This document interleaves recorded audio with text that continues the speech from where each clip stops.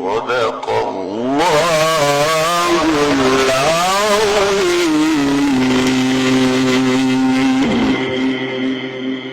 هتزيع الناس ماشي، مش هتزيع، ما تزيعش اسمي ولا زيع زيع للميتة. مش شغلك. لا شغل. ايدك في جنبك بس ولا شغلي.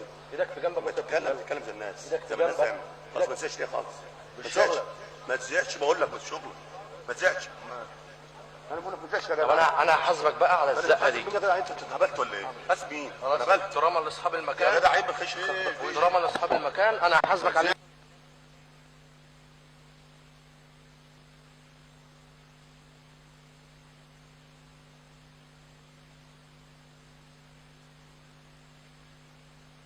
لو كلمته صدق الله العظيم وبلغ رسوله الكريم، ونحن على ذلك من الشاهدين الشاكرين. استمعنا الى هذه التلاوة القرآنية المباركة، تلاها علينا قارئنا القارئ الشيخ محمد ابو ليلى، قارئ القرآن الكريم والمقيم بعزبة عبد الحليم هاشم.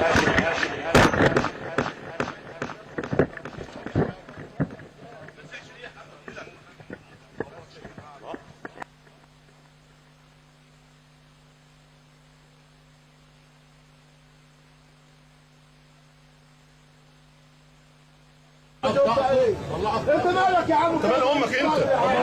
فين الشبلانجه يا عم؟ ما تقولش يا عم شفنا عيش. يا عم جمال يا عم بلد يا عم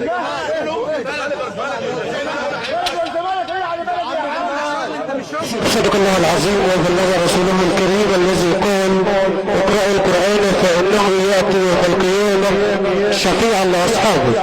هكذا إخوة الإيمان والإسلام عشنا وإياكم في رحاب معجزة الهادي البشير صلى الله عليه وسلم، وهذه التلاوة القرآنية المباركة التي تلاها على مسامع حضراتكم فضيلة القارئ الشيخ محمد أبو ليلى، القارئ والمقيم بشبلانجة مركز مدينة بنها بمحافظة القليوبية. ولقد حضراتكم أبراسيل موجاتنا العاملة الهندسة الصوتية والكهربائية إدارة أحمد سمير عبد الوهاب، والمقيم بتصفى مركز كفر الشق بمحافظة القليوبية.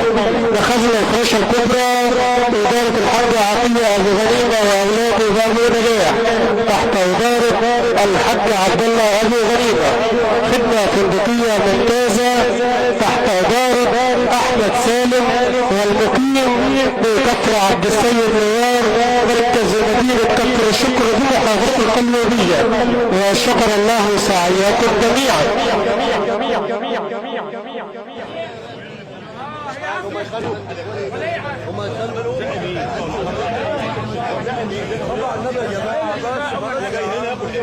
خلاص يا جدعان الموضوع مش مستاهل.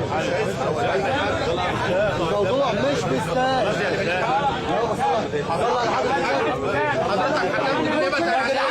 بقول لكم يا عم الحاج شغل يا عم الحاج شغل.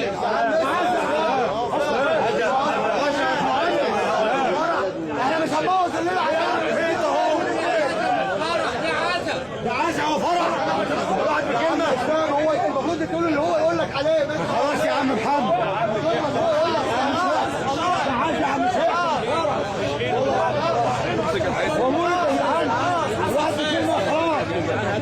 خلاص يا عم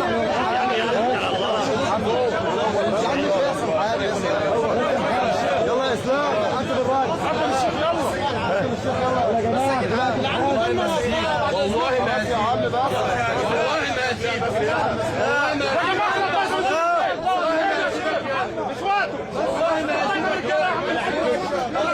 والله ما يا عم ده ميتة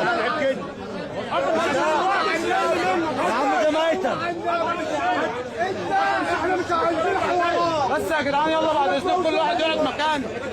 خلاص يا محمد يا عيد يا عم هتقطم انت. يلا يا اسلام يا جدعان. بس يا عم اسلام يا عم اسلام. طب يلا بس يا جماعه يلا يا جدعان.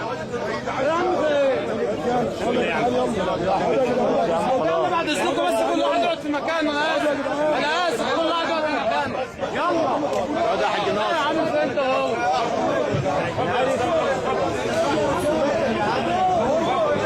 احنا اسفين يا جدعان بعد اذنكم بس. أعوذ بالله السميع العليم من الشيطان الرجيم.